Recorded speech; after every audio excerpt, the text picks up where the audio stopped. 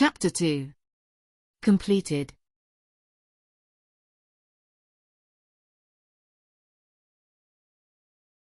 How cruel are the gods, how unjust was the fate. With Danka Atar's brothers, commanded by the great Dairiko. They died for a coward. Disgusting and miserable trap. The tragedy of the Danka Atar brothers. Author, Hiplock's Stoneaxe. With the army of the Dragon Ridge League already present in the mines, it was unlikely that the Alliance would attack them again, at least for the time being. Gosberg ran to greet the general in command of the coalition and was an old acquaintance of his, not surprisingly. Yahaila Robel, a pleasure to see you again. Gosberg, it was obvious that you would be present at the greatest war that has happened in centuries on the Dragon's Ridge. We were waiting for your help, to be honest. The situation is not very advantageous to us. We are sorry for the delay. But Albiona attacked the southern border of the Kingdom of Antuera, and until we controlled the situation we could not prepare a proper army. How many troops? 20,000 soldiers. The best troops that the dorsal kingdoms can send without compromising the security of their kingdoms. The forest of Fambir sends its wolf riders under my command. Today is the time to rest, tomorrow we will head south. What is the plan? Yahaila asked. The warrior knew very well who was really in charge. First check if what remains of the army of the dwarfs and Albiona has receded to the south. If that happens we will advance west to Kazmin, there is General Debok and we will draw up the final strategy. Agnoruk, although he was a warrior since he was a child, was never involved in a great war. The closest thing was the War of the Onions, and it was not a very orthodox conflict at all. What really tired him about the war was not the battle itself but what happened afterwards. The dead on both sides had to be buried, first because they all deserved a dignified presentation to Thani, and second, as Aris had taught him, the unburied dead were a source of infection, especially from water. Then there was the question of treating the many wounded. The infirmary was overflowing. The last and most complicated thing was the question of where to place the prisoners of the Alliance, which was solved thanks to the fact that the first level of the mine was in an acceptable state. Thanks to the good work of the governor, they were able to improvise a kind of prison where they could let Albiona's dwarfs and soldiers rest, and tomorrow they would see what to do with them. Night came and Agnoruk stood on the wall. From that place you could see the flames of the great pyre where the remains of the enemy troops were being incinerated. It was hard work, removing armor and throwing the corpses on the pyre. The smell of burning hair flooded the atmosphere in the red mines. His ashes would then be buried in the temple of Thani. The armor could be recycled or sold for scrap, namely, it mattered little. Tanya approached him as she watched the flames crackle as she received a new batch of corpses. The dwarf, on Gosberg's orders, had complete freedom of movement despite being a prisoner. Everyone assumed that it was preferential treatment for being a princess, but Agnoruk and Tanya knew the truth. They were your companions. The truth is that I liked few of them and you killed them all. They were good friends and comrades in arms. But for most of my people I am a stinker. I can only aspire to live far away, in the depths of the ridge. Because of the deformity. For my people, having this means being cursed. All of us who were born with the brand have no right to anything. I was lucky, most of them were killed at birth. Being the daughter of the queen they let me live, but without any rights, I was hidden in the court. When I grew up, at least I was given the option to die for my king. That's not fair. Was what happened in the mines anything? Tanya kept thinking about the massacre of the mines at the hands of Gosberg. Many good warriors died there, but I don't blame you, each one defends his own. Wars are like that. Agnoruk didn't answer the question. He knew Tanya's feeling when she saw Gosberg fight with all her might. What would happen if she betrayed him? You wouldn't last a minute alive, nor would you realize it. Was it like that with you? Something similar. They both remained silent, watched as the blue moon, Alton, reigned in the sky. The bluish tone that permeated the night made the flames of the pyre have a magical color. It seemed that the goddess of death herself took care of the rest of the deceased. Agnoruk closed his eyes and couldn't help but recall a scene he had never been able to forget, as he watched the pyre burn. His mind went back 12 years, he could remember it as if it had happened this afternoon. I felt like I was tied to a pole with a tremendous blow to the head. I heard the screams, I felt the terror again. He visualized how the leader of the bandits begged for his help and then was brutally executed by a blue demon. He will never forget the sight of the bodies of the bandits twisted on the ground. The smell of burning flesh flooded the place. Agnoruk could not take his eyes off his leader's spoils, his eyes wide staring at him as Gosberg engaged in untying him. The Denka's eyes no longer had that deadly blue glow. Well, matter solved. You've killed them all. Agnoruk complained, disgusted by the massacre. It was the fate they deserved. Gosberg replied without flinching. What are you? Gosberg seemed to ignore him, while the Denka was looking for something in the bandits' camp. He didn't look very nervous. Ilaban. His answer was natural without giving importance to what he was saying. Ilaban. Agnoruk exclaimed, not believing what he was hearing. Yes, yes. Ilaban, the cursed god. The one who has been wandering Shanaris for 5,000 years. The half-orc couldn't get over his amazement. It could be another extravagance of the Denka, but what he had just seen was irrefutable proof. Gosberg stopped, turned his head to look at Agnoruk. He seemed somewhat annoyed by the half-orc's disbelief at his words. He spent the entire era of the damned living with mortals, and I can only tell you one irrefutable fact. Every day that passes, the number of assholes who deserve to die increases exponentially. Agnoruk sat up, his head hurt, he was bruised all over. He watched as Arian lay on the ground, apparently safe. Gosberg seemed to guess the half-orc's thoughts. I can't afford to lose either of you. Both. You don't know who you are, do you? Who am I? Agnoruk didn't understand what the Dengbi meant. Gosberg lit a cigar and took a seat over the corpse of a slightly burly bandit. Everything in due time. The first thing you should know is that everything you have been told is a lie. And what is the truth? Vannus Annika Ajara Lamianal. Gosberg seemed to be talking to someone else. Then it was the first time he saw her. An ebony angel appeared before him. She was tall, over 2 meters, calmly, slender figure, 2 long arms that bore her characteristic krotoas. Her hair was a long silver maner. He possessed powerful legs that ended in a kind of sharp claws. She moved gracefully, she looked like a shadow, her 2 huge eyes stood out on her face, bright, with the same pupil as a cat. They locked onto the half-orc as he advanced toward them, the weapon stained with blood. So it wasn't just Gosberg who had been involved in the massacre. Agnoruk introduced you to Vannus Sigfri. What is it? I am a Kendali, my lord. Vannus replied in a slight whisper, that voice so characteristic of the Kendali. You're crazy.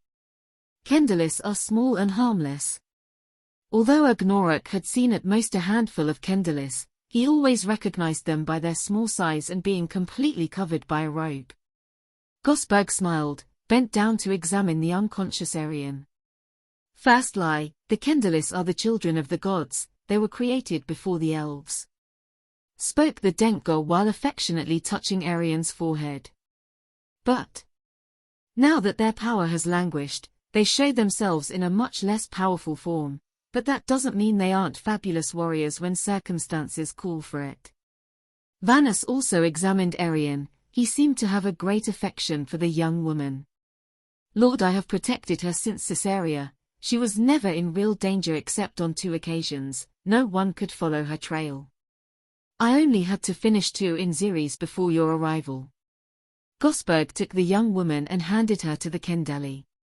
Let's go back to the Agnoruk camp. Is Aryan important? Shanari's future depends on her. Agnoruk didn't understand anything. much less when he saw how the Kendali transformed when she arrived at his camp into a small, totally harmless-looking hooded being. Before Arion awoke, Gosberg yawned, looked at the young woman and then at the half-orc, then warned him. Of course, Agnoruk says, that all this is a secret. And with that the Denka began to sleep. That night Agnoruk could not sleep for what he had just seen and also had no choice but to do as Gosberg told him. Agnoruk returned to the present. Tanya was crying. The half-orc understood her perfectly, for he had felt the same way that night in the bandits' camp. He hugged the dwarf. In his chest he felt how the part of the deformed face was rough and rough. Don't worry, if he has saved your life, it is because he has confidence in you. The dwarf stopped crying. But don't think anymore, play with the marked cards, it's time to rest. In an unusual gesture, Agnoruk allowed the dwarf to sleep in his room. The captain lay down on the floor. Resting at least for a while would make things look different in the morning. The next day Agnoruk decided that speed was important. He left Amoeba's soldiers under the command of Governor Sebastian with orders to protect the Red Mines. What was left of his mercenary battalion along with the Dorsal League army set out on their way to Kazmin. The Yahila scouts reported the full retreat of the Alliance army. They had been divided. The dwarfs had returned north looking for an entrance to their underground realm. As Olbiana's troops retreated south beyond Kazmin, the northwest was secured for the time being.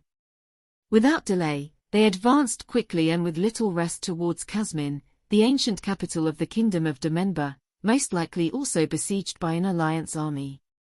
It is there that Debok was located with the entire quartermaster. Thanks to its central location in the kingdom, it allowed excellent communication with all fronts. The advance was rapid. The route to Kazmin was well connected through an excellent causeway. It was noticeable that the Red Mines were the main source of Dememba's power. The Dasmir dynasty had encouraged transport to have the easiest and most comfortable route possible. After 5 days of marching, the silhouette of the city showed itself to his eyes. There were remains of a siege, but it seemed that the attackers had hastily abandoned their positions. Kazmin welcomed them with open arms. There were Debok and Kush waiting for them, relieved by the arrival of the reinforcement army of the Dorsal League. The first thing Agnoruk did was to present himself to Debok and Kush in his command tent. He found that the situation in Kazmin was not much better than what they had suffered in the Red Mines, until the arrival of the League army. 4 days ago you abandoned your positions. Shortly after came the news of your victory in the Red Mines. Kush told Agnoruk about his problems in Kazmin. He had to come to Debok's aid and leave Silkri alone in the south. All fronts seemed to be in trouble. At least the victory at the Red Mines seemed to have given them some respite. Agnoruk continued his story. We were very lucky. They had planned it very well. But they did not count on the defeat inside the mines and the arrival of the army of the League. Agnoruk replied. How did you defeat the legion of the brothers of Danka Attar? Agnoruk did not answer, only indicating to the Denka that he was drinking a bottle of wine in a carefree manner in another nearby shop. I understand. Debok didn't need to say anything else. Only one dwarf survived. Who? A repudiated princess, Tanya Gemenegra. Kush scratched his head and Debok had to consult a thick book. Dwarf genealogies were complex and long. The good thing is that they used to write a lot on the subject. The repudiated princess. Debok murmured, it was something recent, perhaps it was not registered in his volume. Why do you spare the life of someone whose family prefers to see her dead? Commented the magician. Agnoruk again looked at the Denka, who continued to drink from another bottle undeterred. Debok sighed. You can retire, Agnoruk, you deserve to rest. We will talk to the leaders of the Dorsal army, but we will soon leave. The eastern part of the kingdom needs help, it is about to fall. Agnoruk was exhausted. He needed to rest for at least a day, but that seemed like it wouldn't be possible. She found the dwarf sitting. She put her hand on her right shoulder. Tanya couldn't move that arm without pain. Come. Tanya slowly sat up and followed the half-orc. advancing through the streets of Kazmin until they reached what had been a park before the war. Now it was a makeshift camp where the wounded and sick rested. In the center there was a bonfire where Arian was tending to some children. Oriana greeted the half-orc, left Anthra's company, and ran toward him. That made his mother and the Kendali turn around and smile when they saw the half-orc's arrival. The priestess had greeted Kritis and Sabu before, who were now resting in the shade of a tree. "Have you won?" the girl asked. Agnoruk had been surprised by Arian's decision to bring his daughter to Demember, but the truth is that the war was going on too long and spending more than a year without seeing her parents would be hard for the little girl. Oriana hugged Agnoruk as her mother and Kendali approached. "Yes, we have won." "And her?" The girl pointed to the dwarf. "Your Uncle Gosberg's stuff, she's a prisoner." "Is it a dwarf?" Oriana lets Agnoruk rest. Her mother oppressed the little girl. The girl withdrew for a moment. Anthra hugged her again. When the priestess reached her height, Agnoruk requested Arian's help. "Arian is wounded in the shoulder, take a look at it." The dwarf reluctantly approached. The young priestess examined her shoulder, then helped the dwarf remove her armor and shirt. "Agnoruk has it dislocated." "Sit between my legs." Tanya looked suspiciously at Arian, but it hurt too much to resist. Vannus brought a bowl of water. Arian removed the jewel from his neck and placed it inside the bowl. "By the power that Elaban has bestowed upon me, let us heal this dwarf." The jewel began to shine and the water began to fall on Tanya's shoulder. The dwarf felt how the water burned her, but just after her pain disappeared and at the end of the ritual she was totally cured. "It's amazing!" exclaimed the dwarf gratefully. "It is thanks to the power of Elaban." At the same time that Arian was saying these words, Gosberg arrived. Tanya and Agnoruk's eyes fell on the Denka that began to play with Oriana. Meanwhile, Arian began to examine the deformation of the dwarf's face. "What is that?" "It is a birth deformity, nothing can cure it." Arian smiled slightly. "Not here, but if Elaban wants to, there is a place where we can cure her." The young woman took the dwarf by the hand and helped her to get up. "You have to rest now for the healing to be effective. You are going to take a bath and change those dirty and bloody clothes." No one dared to contradict Arian. The priestess of the god Elaban helped all the wounded and needy equally. Although it was obvious that she supported the League, she made no exceptions. If she had to heal captured enemies, she did it without problems. But Tanya was treated in a special way since she slept in the priestess's own chambers. She used the bed that Arian shared with her daughter. Arian decided to stay in Kazmin, taking control of the city while the bulk of the troops advanced to the west of Demember. It was decided that Tanya would stay with her. In the south was Silkaris' battalion guarding the border. They left before dawn. Agnoruk, Gosberg, Kush, Kritis, Vannus and Sabu said goodbye to Arian, Anthra and Tanya. Oriana was asleep. It was too early for a girl. But the one who accompanied Arian and Anthra was the dwarf princess. She couldn't sleep. So, together with the priestesses, they watched as the army left Kazmin at full speed. "The alliance is lost, nothing can be done against them," Anthra commented confidently.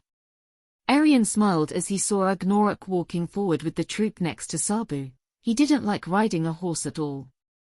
"Have no doubt, Demember is not going to lose this war." "As you know?"